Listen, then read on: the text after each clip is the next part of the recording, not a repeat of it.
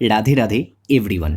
तो दोस्तों, कल हमने एक काफ़ी पॉपुलर आईटी कंपनी को कवर किया था जो कि है केपीआईटी टेक्नोलॉजी। बेसिकली एक ई-आर-एन-डी कंपनी है एंड वो कंपनी में जो फ्यूचर फोरकास्टिंग है, मतलब जो फाइनेंशियल मॉडलिंग है, उसके ऊपर भी हमने डिस्कस किया था। मोतीलाल ओसवाल का जो स्टडी रिपोर्ट है वो हमने पढ़ा था उस वाले वीडियो में, मतलब कल वाले वीडियो में। तो जिन लोगों ने नहीं देखा, आप जाके देख सकते हो कि अगले 2 साल में कंपनी का पैट, कंपनी का ईपीएस, कंपनी का रेवेन्यू कितना ग्रो कर सकता है। अभी आज के वीडियो में एक और बहुत ही पॉपुलर कंपनी के ऊपर बात करने वाले, एंड ये भी कंपनी का स्टॉक हो सकता है कि आप में से काफ़ी सारे लोगों के पोर्टफोलियो में एग्जिस्ट करता है। तो इसमें फाइनेंशियल मॉडलिंग कैसा देखने को मिल रहा है इस टाइम पे, वो इस वीडियो में चेकआउट करने वाले हैं। तो बाजार को थोड़े समय के लिए साइड करते, बाद में बात कर लेंगे निफ्टी के ऊपर। तो कंपनी जो हम आज इस वीडियो में कवर करेंगे वो है एवेन्यू सुपरमार्ट्स लिमिटेड या डीमार्ट। डीमार्ट का जो स्टॉक है आज आपको 4,500 रुपये के लेवल पे दिखेगा। 5 दिन के अंदर डीमार्ट का स्टॉक 7% भाग चुका है। एक महीने के अंदर 13% भाग चुका है।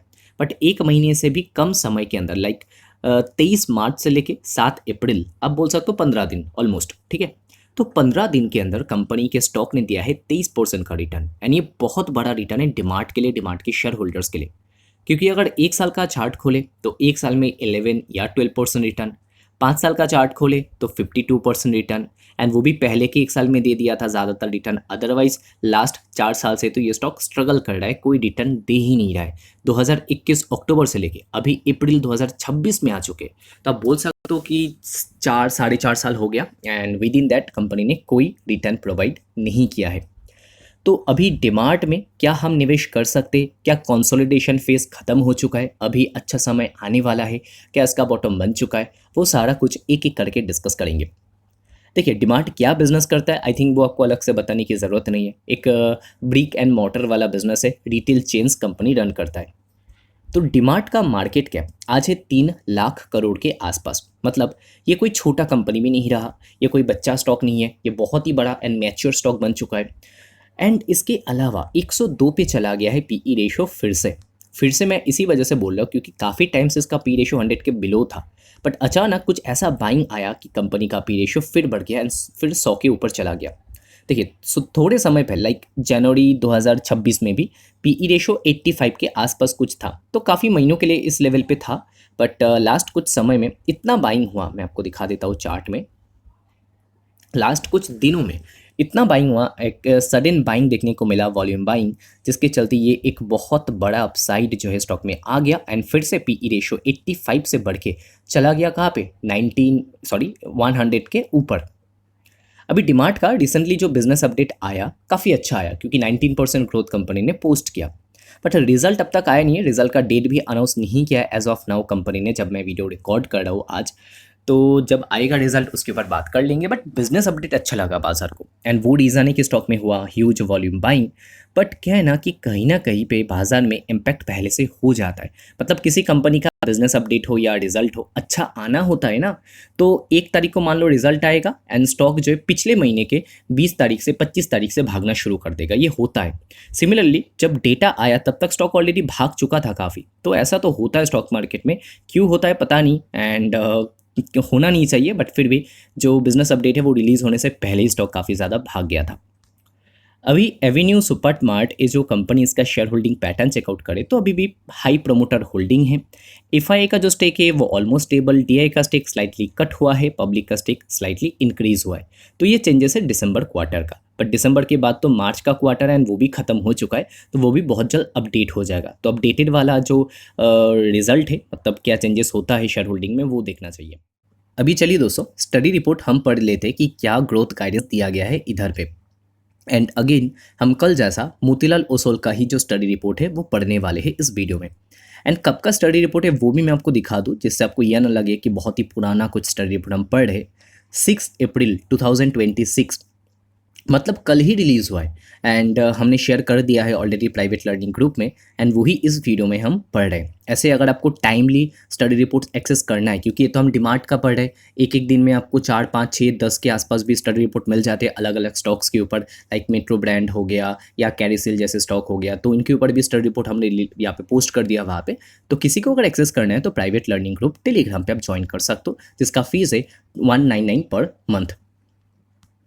अभी स्टडी रिपोर्ट में क्या बताया गया है, Avenue Supermart's revenue growth trajectory improved to 19% YOY in Q4 FY26 and 9 month का जो ग्रोथ था ओवरऑल एवरेज 9 मंथ का FY26 का जो ग्रोथ था वो 15% का था। मतलब Q4 में एक बढ़िया परफॉर्मेंस कंपनी ने दिखाया, driven by acceleration in store addition and likely recovery in triple S G growth. तो ट्रिपल एस जी ग्रोथ में कितना देखने को मिला है वो तो आगे जब रिजल्ट आएगा तब पता चल जाएगा। While competitive intensity from quick commerce remains intense in the metros and tier 1 market, we have maintained that the acceleration in store addition, especially given notable white spaces in North and East India, remains the key trigger for demand to revert to 20% plus YOY revenue growth trajectory.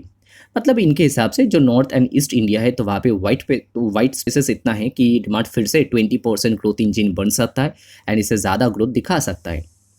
The execution on store openings notably improved in FY26 with 85 stores opening. 2025 में कितना किया था? 2025 में company ने total 50 store open किया था। Street का expectation था कि इस साल 60 से 65 स्टोर कंपनी ओपन करेगा, बट कर दिया कितना? 85 स्टोर ओपन कर दिया कंपनी ने। तो काफ़ी अच्छा हुआ है इस बार स्टोर ओपनिंग। यानी तो ओपनिंग का नंबर पड़ रहा है, स्टोर जस्ट खुला है, अभी आगे कंट्रीब्यूट करेगा। मतलब FY27 में कंट्रीब्यूशन दिखेगा, 28 में कंट्रीब्यूशन दिखेगा, तो तब जाके और ज़्यादा फ्रूट मिलने वाला है डिमार्ट के शेयर होल्डर्स को। बाकी यहाँ पे बताया गया that DMart added 46 stores in its existing cities while entering 39 new cities. Okay, तो कंपनी ने कुछ एग्जिस्टिंग जगह में खोला है, कुछ नए जगह में खोला है। नए जगह के अंदर आपको यूपी मिलेगा, हरियाणा मिलेगा, उड़ीसा मिलेगा, उत्तराखंड, गोवा, तो इन जगहों में भी कंपनी ने एंट्री ले लिया है। तो जियोग्राफिकल एक्सपांशन भी दिखाए। उसके बाद the next further we believe that despite competitive intensity from quick commerce demands gross margin have likely bottom out. तो इनके हिसाब से ग्रॉस मार्जिन बॉटम आउट हो चुका है, आगे अपसाइड देखने को मिल सकता है मार्जिन में। एंड कंपनी का जो पैट है तो वहाँ पे भी 2-4% ज़्यादा ग्रोथ देखने को मिलेगा, ज़्यादा स्टोर एडिशन के चलते। तो इन्होंने सोचा, मतलब मोतीलाल ओसवाल ने सोचा that we now build in a CAGR of 19%, 20 and 16%। क्या क्या है? तो 19% ग्रोथ इन्होंने सोचा कि आएगा रेवेन्यू में, 20% का ग्रोथ आएगा EBITDA में एंड 16% का ग्रोथ आएगा कंपनी के पैट में, प्रॉफिट आफ्टर टैक्स में। एंड इसके अलावा इन्होंने जो टारगेट दिया, रिवाइज टारगेट प्राइस, वो है 5,000 का। पहले का टारगेट इनका कितना था पता है? वो था लगभग 4,000 समथिंग। मैं आपको दिखाई देता हूँ, थोड़ा सा नीचे आ जाते तो वैल्यूशन एंड व्यू में आपको मिलेगा कि अर्लियर इन्होंने 4,600 का टारगेट दिया था, अभी टारगेट को रिवाइज किया एंड 5,000 का टारगेट दिया। एंड इन्होंने सोचा कि 2028 में इसको 80 का PE मिलेगा। अभी जो 100 का PE मिल रहा है ना, इतना नहीं सोचा मोतीलाल ओसवाल ने, एंड 80 का PE मिलेगा, तो ये 5,000 का टारगेट दे रहा है 2 साल बाद का। ठीक है, तो ये ओवरऑल अपडेट है। इधर पे आप फाइनेंशियल मॉडलिंग देख सकते हो। कंपनी का जो सेल्स है वो तो ग्रो करने वाला है, ठीक है, इधर पे आप देख सकते हो 9.5 बिलियन में है। देन EBITDA वो भी ग्रो करने वाला है अगले 2 साल, बहुत बढ़िया। एडजस्टेड पैट वो भी ग्रो करेगा। मार्जिन जो है वो थोड़ा सा इम्प्रूव कर सकता है 0.1% करके। EPS में पहले 17% ग्रोथ आने का पॉसिबिलिटी बताया जा रहा है FY27 में, एंड उसके बाद 14% का ग्रोथ आ सकता है FY28 में EPS लेवल पे। एंड ये मेन चीज़ है कि EPS लेवल पे अर्निंग पर शेयर में आपका कितना ग्रोथ आ रहा है। ठीक है, आप चाहो तो कैलकुलेशन खुद भी कर सकते हो। लाइक 60 रुपये का EPS जो है वो बताया जा रहा है कि FY28 में आ सकता है, एक्सपेक्टेड है। अगेन ये रफ कैलकुलेशन है, कोई गारंटीड स्कीम नहीं है कि इतना ही होगा, इसके ज़्यादा भी हो सकता है, इससे कम भी हो सकता है। ठीक है, बट फिर भी 60 रुपये का EPS पकड़ के चला जा रहा है मोतीलाल ओसवाल के द्वारा। एंड चाहो तो बाकी का कैलकुलेशन आप खुद भी एक बार करके देख सकते हो। लाइक 2028 में अगर 60 रुपये का कंपनी EPS करे एंड PE रेशो आप अपने हिसाब से ले सकते हो कि आज 100 का मिल रहा है। एंड अगर हम एवरेज PE रेशो देख ले इसका लास्ट 5 साल का, तो वो आपको 109 पे दिखेगा। ठीक है, ये एवरेज है लास्ट 5 साल का। अभी का PE रेशियो 102 पे है। अभी जैसा PE मिल जाए तो बहुत ही बढ़िया, काफ़ी अच्छा दे सकता है। बट ये जो 19% का ग्रोथ पोस्ट किया है ना कंपनी ने Q4 में, इसको मेंटेन करना पड़ेगा, तब जाके 100 का PE मिलेगा। अगर फिर से ये 17% ग्रोथ इंजन बन जाए या 15% ग्रोथ इंजन बन जाए तो फिर से वैल्यूशन में डी-रेटिंग होगा एंड ये 100 का PE 80 तक जाने में समय नहीं लगेगा। ठीक है, तो आपको bear side plus bull side सोच के चलना चाहिए। तो अगर कोई ये मानता है कि इसको 90 का पी मिल जाएगा 2 साल बाद, ठीक है, तो अगर 90 का पी मिल जाए तो उस केस में स्टॉक 5,400 तक जा सकता है। अभी आज के दिन स्टॉक कहाँ पे, आज के दिन 4,500 पे स्टॉक ट्रेड हो रहा है एंड ये 5,400 पे जाए अगर 2 साल में, तो मेरे लिए वो शायद बहुत बड़ा रिटर्न ना हो। कितना रिटर्न होगा, 25% से कम होगा 2 साल में। टोटल मिला के अगर 25% रिटर्न में बनाओ तो मेरे लिए थोड़ा सा कम है। तो डीमार्ट का स्टॉक आई थिंक कि ऑलरेडी एक अच्छा खासा रन कर चुका है। अगर हम 1 साल का चार्ट खोले तो लास्ट कुछ दिनों के अंदर डीमार्ट का जो स्टॉक है वो अच्छा खासा चल चुका है, क्योंकि कुछ दिन पहले 15 दिन पहले रिस्क रिवर्ट अलग था, आज के दिन रिस्क रिवर्ट काफ़ी चेंज हो चुका है। तब पीई रेशो 85 पे था, आज 102 पे है। तो एंट्री वैल्यूएशन भी काफ़ी ज़्यादा चेंज हो चुका है डीमार्ट के केस में। तो करेंट लेवल पे जो निवेश करेगा, ठीक है, उनके लिए रिस्क रिवर्ट उतना ज़्यादा फेवरेबल नहीं होगा जितना इधर पे था, ठीक है। तो आज भी अगर मान लो कि ये 80 के पी पे होता तो बात अलग होता, बट अभी फिर से 100 क्रॉस कर चुका है इसका वैल्यूएशन एंड 100 का पी सस्टेन करना बाजार में वो मुश्किल है।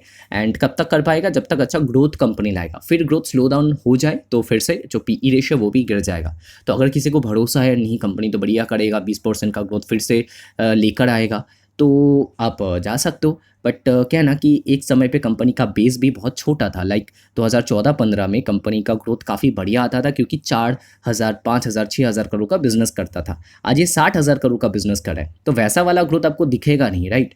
तब क्या हो रहा था कि 40% टाइप ग्रोथ आ रहा था एक एक साल में। अभी क्या 40% का ग्रोथ आ रहा है, आंसर है नहीं। इस टाइम पे 40% ग्रोथ नहीं, यहाँ पे 15% टाइप ग्रोथ आ रहा है, राइट। तो ये चीज़ के ऊपर भी फोकस करना पड़ेगा कि ग्रोथ पहले जैसा नहीं रहा, साइज़ काफ़ी बड़ा बन चुका है एंड एक समय बाद जब साइज़ बहुत बड़ा बन जाता है तो ग्रोथ स्लो होना शुरू होता है। ये HDFC बैंक में हुआ, ये बजाज फाइनेंस जैसे कंपनी में हुआ, ये डीमार्ट में भी होगा। ये कोई अलग कंपनी नहीं है। हाँ, इंडिया बहुत बड़ा मार्केट है, ये काफ़ी टाइम के लिए ग्रो कर सकते, बट फिर भी 100 के पी पे हम एंट्री करें तो मेरे लिए पर्सनली एंट्री वैल्यूएशन थोड़ा सा ज़्यादा हो जाता है। तो करंट लेवल पे मैं शायद निवेश ना करूं। बाकी जो लॉन्ग टर्म इन्वेस्टर है वो अपने हिसाब से डिसीजन ले सकते। डेटा सारा आपके सामने है, बाई करना है तो भी आपका डिसीजन, होल्ड करना है तो भी आपका, एंड सेल करना है तो भी आपका डिसीजन होना चाहिए। मैं खुद का ही बता सकता हूँ, ना कि आपको क्या करना चाहिए वो मैं आपको बताऊँगा, ठीक है। तो दोस्तों इसी के साथ आज की इस वीडियो को एंड करते हैं। अगर आपको वीडियो अच्छा लगा तो लाइक कर सकते हो। वैसे आपका क्या व्यू है डीमार्ट में कमेंट करके बताना, कितने लोग इन्वेस्टेड है, कितने % का प्रॉफिट या लॉस लेके, वो भी कमेंट करके बताना।